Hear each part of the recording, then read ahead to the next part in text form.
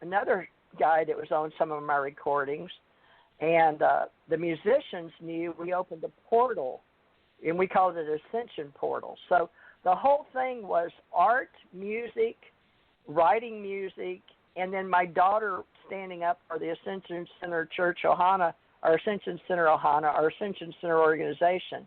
But see, the reason I wanted Janet and Tommy to stay involved with Ascension Center and today Ace Folklife was to help me hold on to the energy in Hawaii for me and my daughter that were there, and created, all of the unity with the gold pyramids and God, and the lightning and hitting the tree and God saying Ascension Center, and it was like a Moses moment, but the only thing I didn't see was a big God or burning tree. I saw a burning tree. It burned. They had to bring the truck. So, to Tommy, it may not be Moses and the burning bush, but it might as well been. It was, it was very prophetic to me.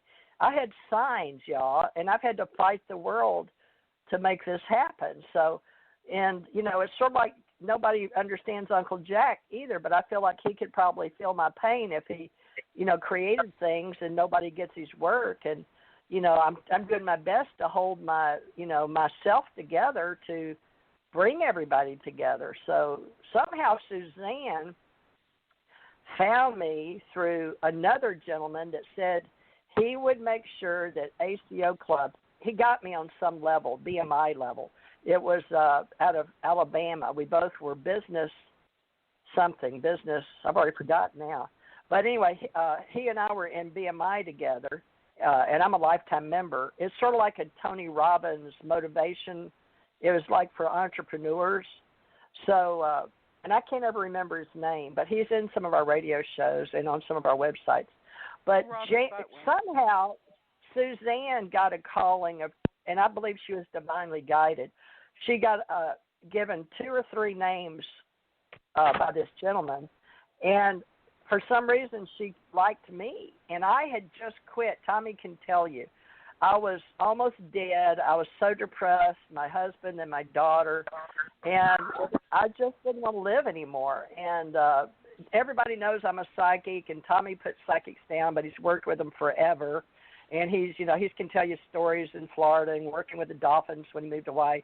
So to me, he's a very spiritual guy, but he was also a magician in Las Vegas. So he understands a lot of the practitioners because he had his own coven, and he's played both sides, so he can balance.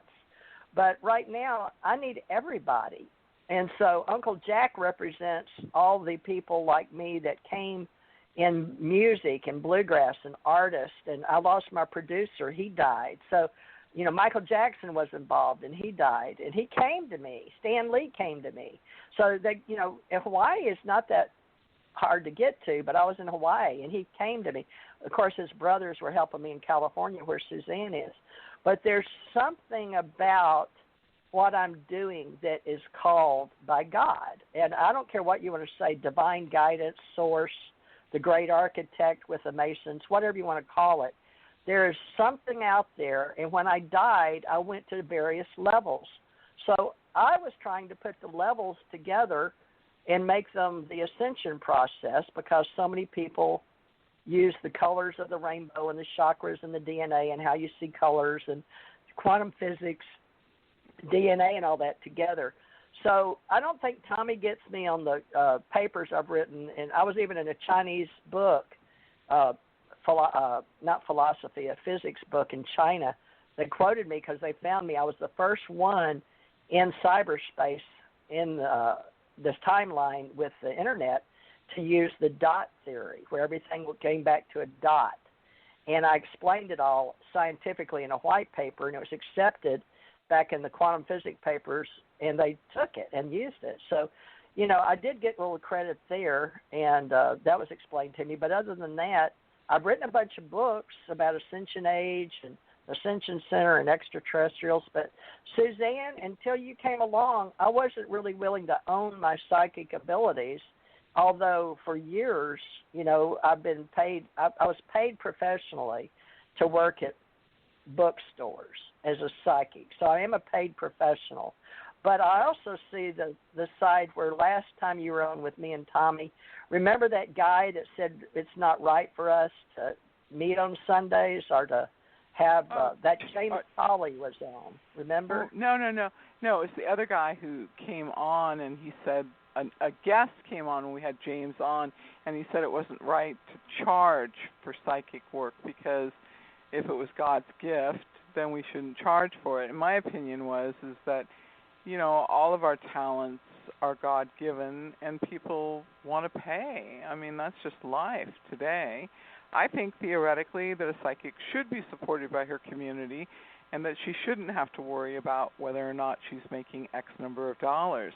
But the world doesn't operate that way, and, you know, it does sort of become a situation. If you can stay employed as a psychic, it's different. It's very, very different. The quality of your work, your ability to be accountable and responsible and uphold intention and to have a spiritual value system. It's a different world if you take responsibility and accept payment for your work. It's a very, very different world. So I understood what he was saying. Well, you know, Tommy was a magician and worked with a bunch of psychics and helped one come on the show even and helped her for years. And he worked with a lot of them at events and the prophet conferences. But, you know, spirituality envelops spiritual world. And I was working with Pegasus Productions in Evansville, Indiana, and we had spiritual meetings. And then she's the one with her ministry that took me down to Biloxi. And I did readings down here in Biloxi, and we went to see this first time I got to see the Dead Sea Scrolls.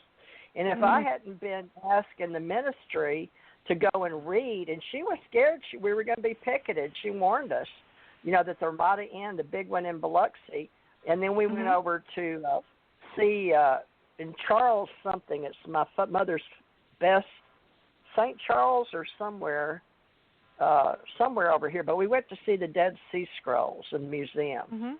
So if it hadn't been for my God telling me to do the Ascension Center, and if he hadn't shown me all the magic, and if the extraterrestrials or ETs didn't show me what I did, and the government paid me, and they paid me to be intelligent and to know things, and they use, I don't care what anybody says, they use psychics, okay? And, you know, Michael Jackson believed in them, and he was very religious.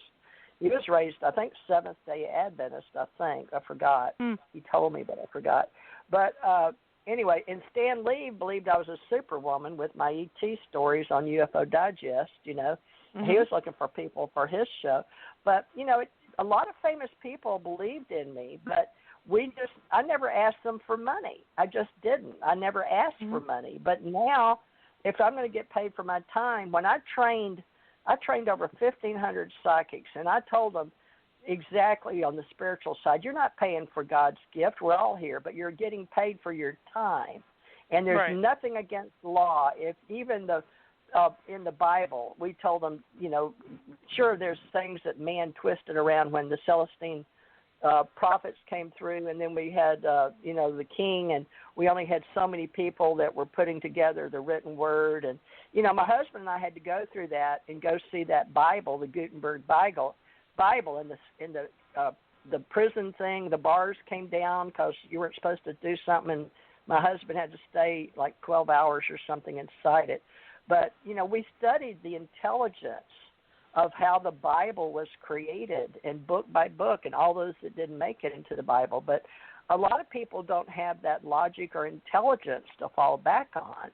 So I understand how people miss history. So to me, what we're doing tonight is combining all world history, and we know everybody is wanting to rewrite it, and they also have woken up and know that everything's not the way it was intended to be, that only the people that could read and write and really won the wars, you know, with the church and the politicians, they're the ones that got to write what happened. So with you guys tonight, you're helping me rewrite history, or for the people in their 30s and below, we're going to be the old guys.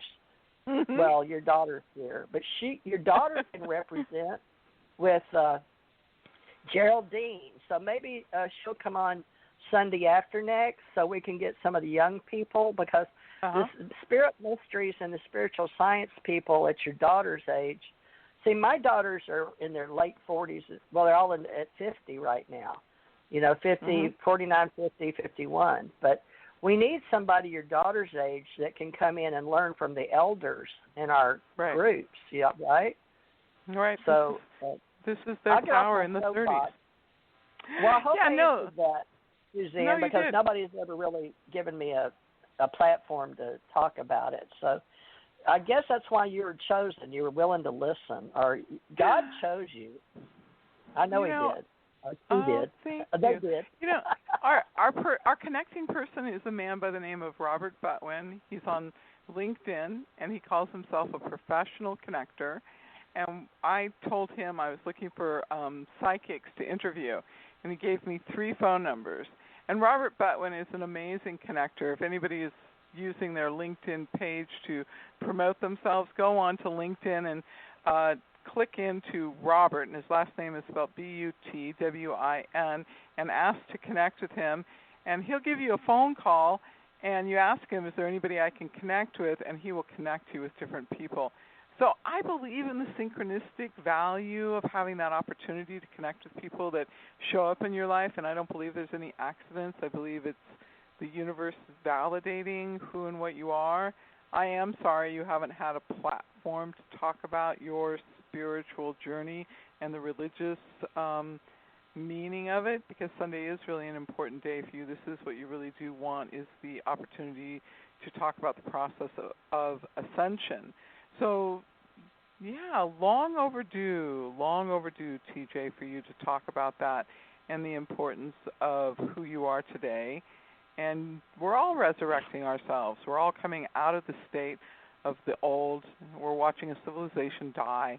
We're being reborn, and this is our chapter at rebirth. It is very important.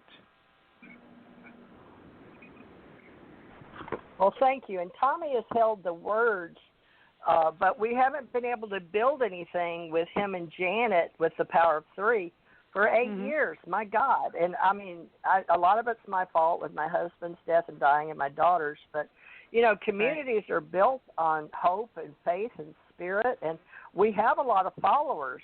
Only if I charity. come back to TJ Marcy Radio.